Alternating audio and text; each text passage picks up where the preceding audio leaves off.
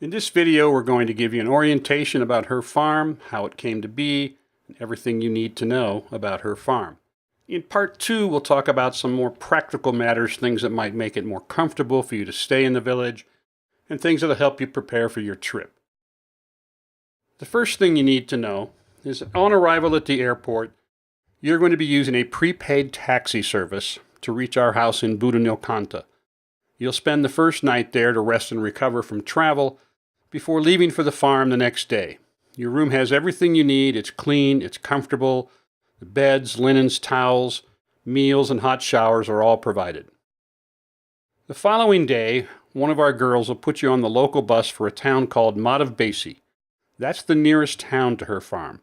Your bus driver will have all the information necessary to stop in Madhavbesi and drop you off where someone will meet you. It's about an hour and a half walk up to the farm, and we strongly suggest that you pack your things in either a backpack or a duffel bag. Roller wheel suitcases will not work there. The farm is located 4.5 kilometers from Madhavbesi, on the hillside halfway between Madhavbesi and Goganpani. The road is a rough four-wheel drive road, and sometimes we're able to offer people assistance with a vehicle to take you up, but part of the year the road is closed due to weather conditions, and it'll be necessary for you to walk. Once you reach her farm, your new home in Nepal, you'll be provided with 3 meals a day, mostly vegetarian, and prepared from locally sourced ingredients. There's plenty of safe, filtered drinking water, Western-style bathrooms, hot showers, all linens and towels are provided, and unlimited stunning views. Your hosts are the women who both own and operate her farm. Growing up a girl in Nepal is kind of a hard thing. In Nepal, they have arranged marriages, they have a dowry system. Suicide is the leading cause of death amongst women of childbearing age. Women are considered to be second-class citizens. There's 2 videos coming up next that'll tell you more about that. The first video is with Sunita, and she's going to tell you how her own childhood and growing up impacted her and caused her to want to start her farm. After that, you're going to hear from Susila, who lives at her farm, and she'll tell you more about what it was like for her growing up a girl in Nepal and the differences in life between boys and girls. I'm Sunita, started her farm. I'm an unwanted child from my family because of I'm a daughter. My childhood I spent really badly. They raise me really badly. They treat me really badly. No enough food, no laws. Even I have to sometimes walk barefoot. They all things that happen to me because my family is not poor, because they don't like me because I'm a daughter. After all those things happen, my father did to me arranged marriage. That's the why I want in her farm all childrens, actually for girls, I want to give them lots of attention, love, cares, educations, fully with the freedomly. I want to raise them in here, same time in women's mental distress track, and other who's searching opportunity, those women's also fully support and love. That way I want to do all those work over here. And actually I'm doing coaching. Don't give up your life if you have a problem. Just if you willing to out of the problem, you can do it the same way I can, and then you can do it.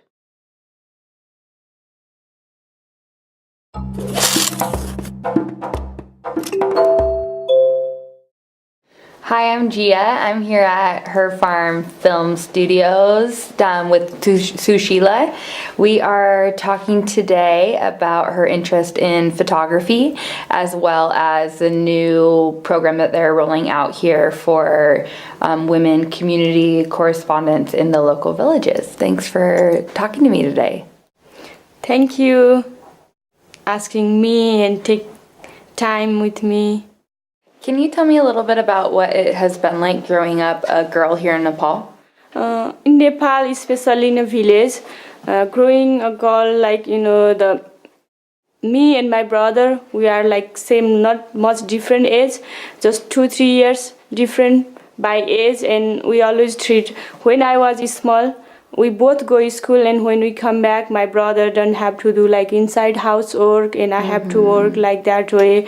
And when I get little bigger, mid of my school level, they try to like get married with some boy, because oh, you are daughter, you already the getting 17, you have to do marry with someone, it's our culture. They press me like that, and I didn't do that. And little later also, when I get married with someone in my husband house, I have to listen always my father-in-law and my husband, because I was woman over there, and it's not their fault, but they always treat like you are daughter-in-law, if you work outside of home, and the culture and society tell bad things, it's hard time for us. They always told me like that way, and always I feel, oh, I'm the second the person, I cannot decide what I have to do for myself. I feel like that way, and it's for all girls. Yeah. They have to listen the man and father, boy, brother, whatever they have. Can you tell me a little bit about your interest in photography? What I feel when I was a daughter and I was daughter-in-law, I feel like, oh, this is not good, and I have to change something for my culture and society for all women. That way, I just thought, I figure out what should I do for them, and I get answer if I went to the like remote village where I was born, and I go over there and I work with them with photo and video, and I can capture their emotion, feelings. Sometimes village women, they cannot speak their story, they cannot tell, because they are, most of them, they are scared, shy. In our culture, we cannot talk with the like openly with people, new people especially. Yeah. That way, if I take photo, they don't have to speak, they don't have to tell their own story, just I can take out their feelings, emotion, and other people can show that. And that way I'm interested in photography. Yeah. And now, I'm doing, it's working better. I know you mentioned that you were married and you also have a son. Do you feel like women are more secure once they're married and have a family of their own? It's same when they got married also. They have to listen their family, like husband and father-in-law who have in their family. For me, it's different. I'm working the different way than other, and I have land, I have money, I have some work. I know the good way. That way it's different for me. But for other women, they don't have, like in a village, when they are daughter and they didn't finish their study, and that time they get married, and after married also they cannot continue their education. That way they don't know much work from outside, and also family, they're not allowed to go outside. That way they don't have money, they don't have work, and they don't have any property in their name. Yeah. So if they fight with family, where they should go?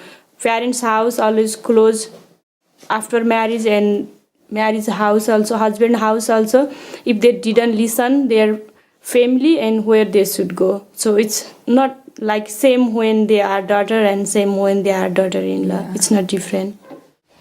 With the new community correspondence program, you're going to be leading the charge, teaching women how to collect and capture stories in the local villages. Why do you think it's important for women to have a voice in the media and tell these stories?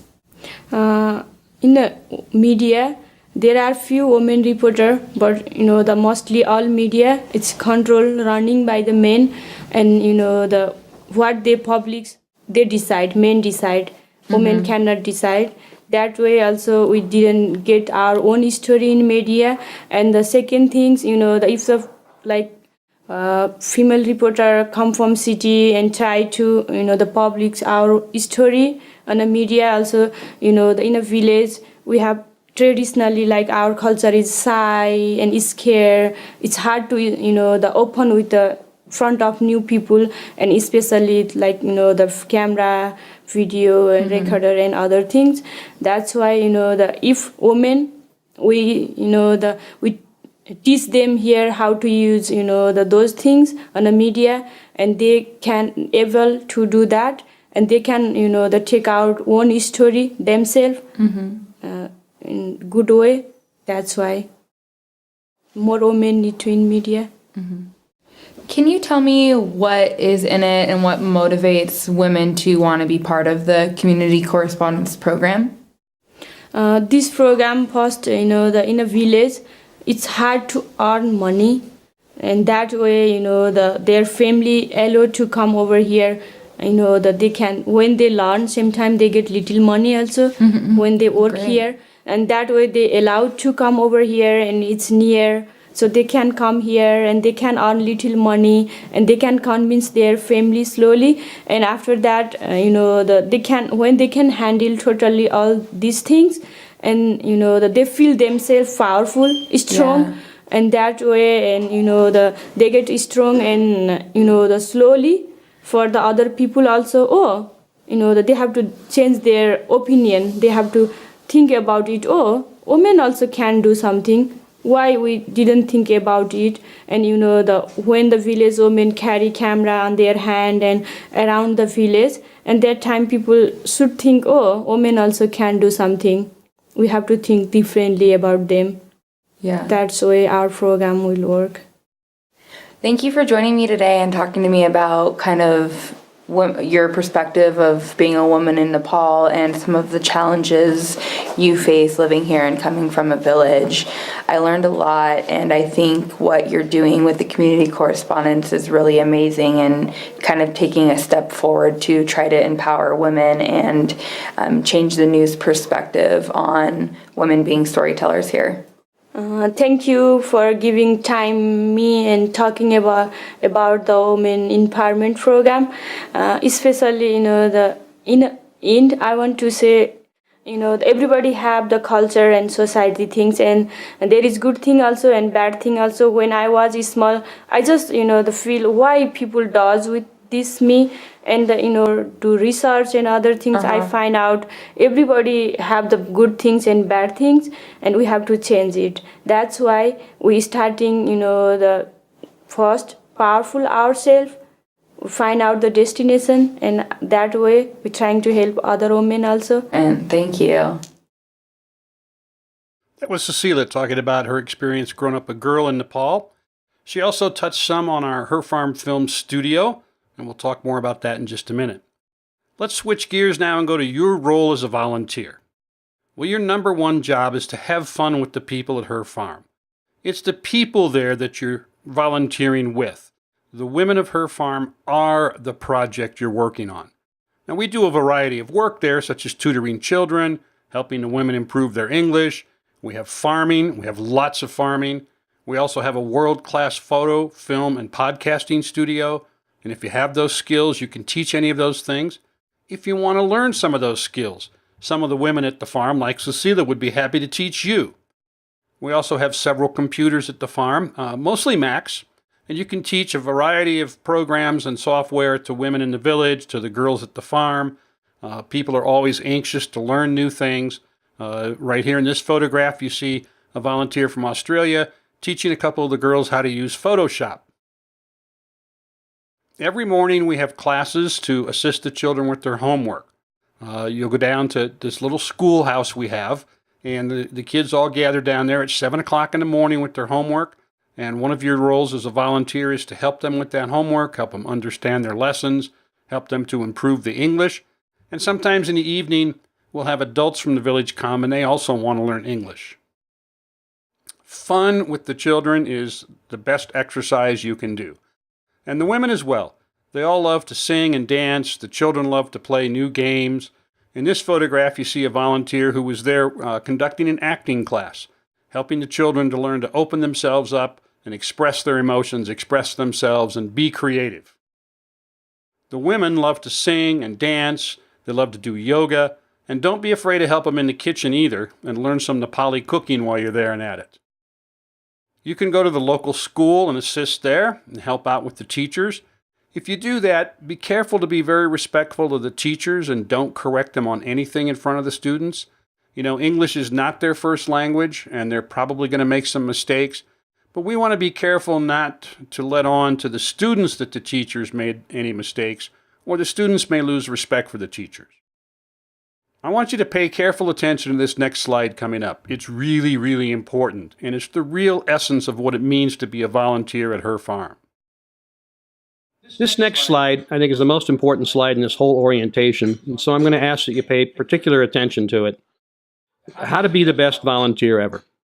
You know, sometimes we come from the developed world with our own ideas, and we look at how things are done here, and we say to ourselves, well, why don't they do it this way, or why don't they do it that way?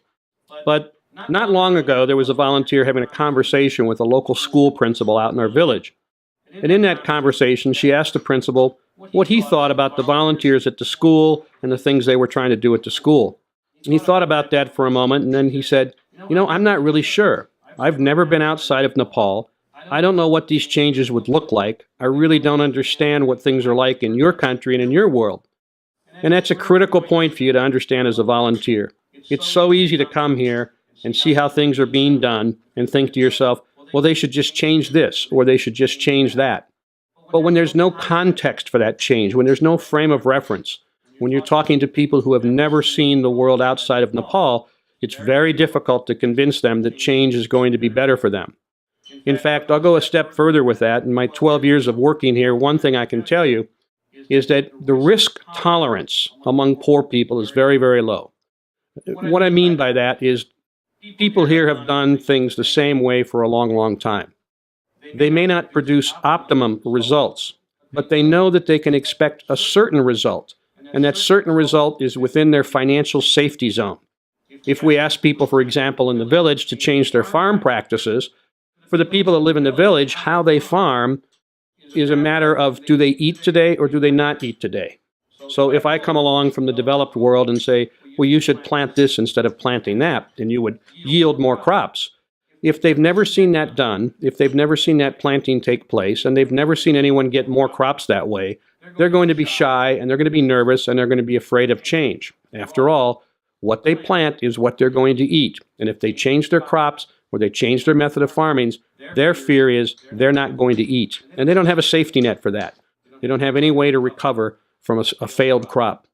So when you're volunteering here, I want you to remember that how you're being is really more important than what you're doing. And if you can keep focused on that, you will have a great time here. Don't constantly worry about how people should change or what people should do differently. Take in what they're doing, observe what they're doing, enjoy what they're doing, and learn from what they're doing. Make friends with them, because we'll only take advice from friends and not from strangers. So don't come here as a stranger expecting to change the world. Come here as an interested observer, expecting to learn as much as you teach, and you will leave here happy, I promise. Okay, let's go over some rules of conduct at her farm. Now, you should have seen these rules of conduct when you were signing up. They're part of the required documents package. But there's a few things in here I just think bear repeating, so I want to go over them again. The first thing is that you're a guest in the home of these women. Really want to make this point strong. They are not your staff. It's their home. They've opened it up to bring you into it, to share their lives with you, their language with you, their food and their culture. So treat them as a guest would treat a host. We don't allow alcohol at the farm, and card playing should be done in your room only, because drinking and gambling have caused tremendous suffering in some families. Any sort of sexual innuendo, comment, behavior, suggestion, suggestive behavior, and so forth is forbidden. Fighting or shouting or other aggressive behavior isn't allowed. That kind of behavior could trigger emotional events in some of the women who've already suffered through years and years and years of that. Revealing clothing is not appreciated, such as short shorts or revealing shirts. You can certainly dress comfortably and casually in normal t-shirts, shorts, provided that they've got a little bit of length in the leg. That's all fine. Don't be too overly concerned about that, but bear in mind it's a conservative society. Men and women are put in separate rooms, and you need to remain separate. It's just not within the culture of Nepal for men and women to be in the same room together, unless they happen to be a married couple, of course. Be a good and decent person, behave like a house guest, help whenever and wherever you can, and ask for help if you need it as well. Some other things I want to cover quickly about her farm is we're more than just a farm for the women and the children. We're deeply involved in the development of the entire community. Right after the 2015 earthquakes, we gave tremendous assistance to people in the village to help them get back on their feet. We spent over $35,000 to improve the road. We spent $50,000 to install an entire new water system in the village. This now supplying over 35,000 liters of drinking water a day. We constructed a 2,500 square foot earthquake and disaster center. And in 2015, after the earthquakes, there were no places for people to be sheltered, but now there is. Your home at her farm has been a tremendous undertaking. All the facilities had to be brought up one by one in small trucks. We had to even bring in outside workers because the local workers didn't know how to do some of the construction required. It's been a fantastic project and many, many years in the making. So I hope you'll enjoy the place, and I hope you'll appreciate the hard work that these women have put into making her farm your home. Now, this is the end of part 1. That's the information about her farm itself. But stay tuned for part 2 and be sure and watch part 2 because we're going to cover a lot of practical matters, things that you need to know to adjust to culture shock, how to live comfortably, things you should be packing, things you shouldn't be packing, and things like that. Thank you so much, and I'll see you in the next video.